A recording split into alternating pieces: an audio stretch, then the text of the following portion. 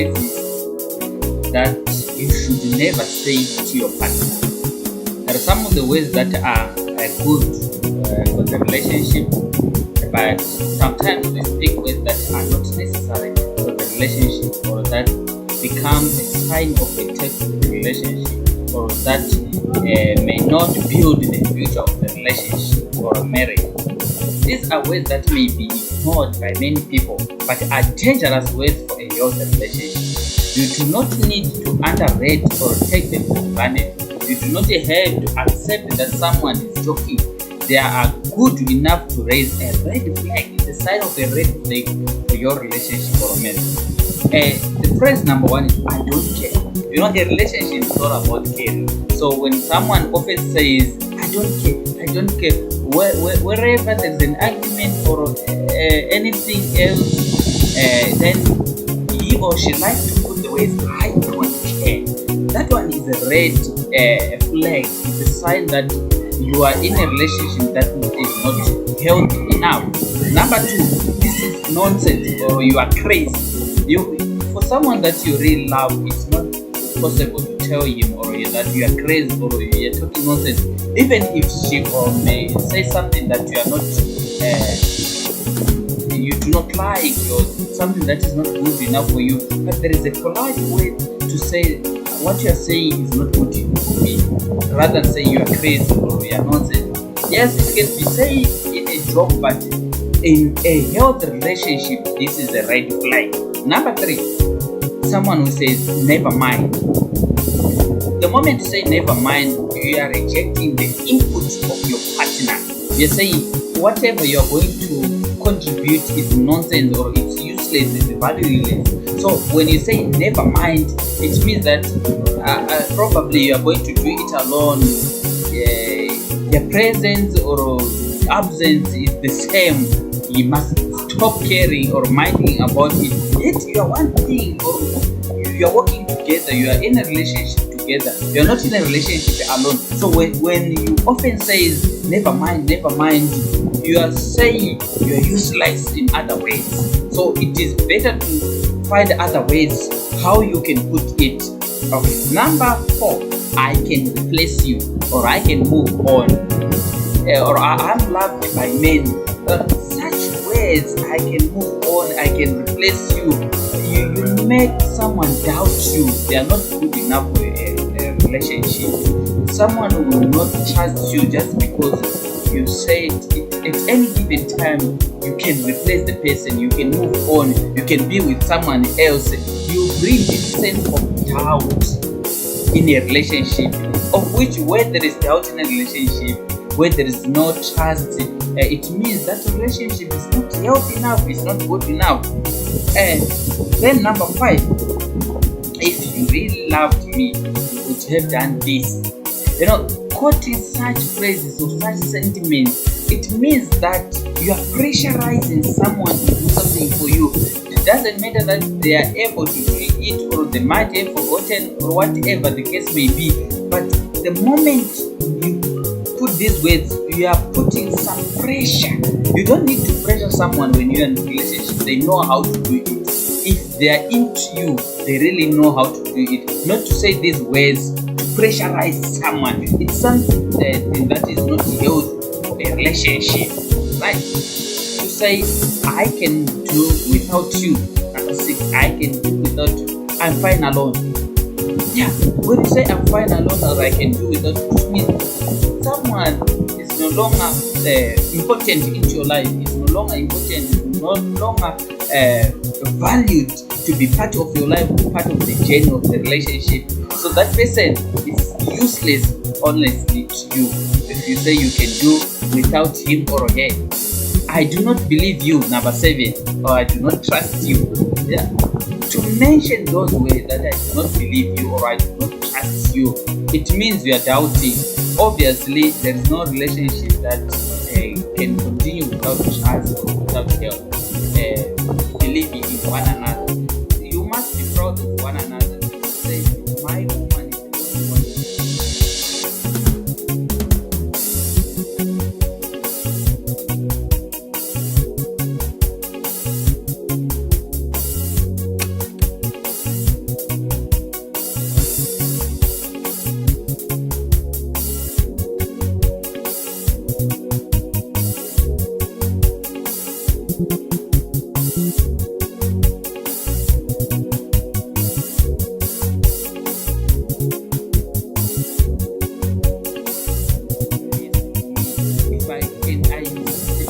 say I do this, my woman understands me. So if someone that you are dating doesn't believe in you, obviously you are in a toxic relationship. Number 8. John and Mary are doing better than this. John is doing this for his girlfriend, or Mary is doing this for his boyfriend. Why are you not doing it? Well, you are putting someone in a corner where he feels less of yourself or less of himself. Those words are not good when you are busy comparing your relationship with someone else's relationship or your friend's relationship. You are not building when you are busy comparing it. It is better for you to just go into that relationship and stop comparing. Once you are comparing, someone is uttering words of comparison, it means he's putting less of you. You are not contributing enough. It's not good to say that. Number 9, I will kill you, I will shoot you, I will harm you, or I will poison you. Those are not ways to play with. One day they will come true, because wishes will one day come true. So it's not healthy for you to keep yourself in a relationship where you're promised a grave. It's not healthy. It's not healthy. Do not keep that toxic relationship. Right? You disturbed my life. You disturbed my life. Someone will say you have disturbed his or her life. It means that you are not important. What you have contributed is useless. For you to keep on continuing in such a relationship, you need to think twice, because already when someone comes to a point to utter such words, he or she is ready to leave, to do without you, to move on, because you are contributing negativity in life. Then number 11 is, you are lucky to have me. You are lucky to have me. That means that when you're just saying you are lucky to have me, it means someone doesn't deserve you. So uttering such words is not as important for a healthy relationship, because if it is not by luck, then someone else will be here with you.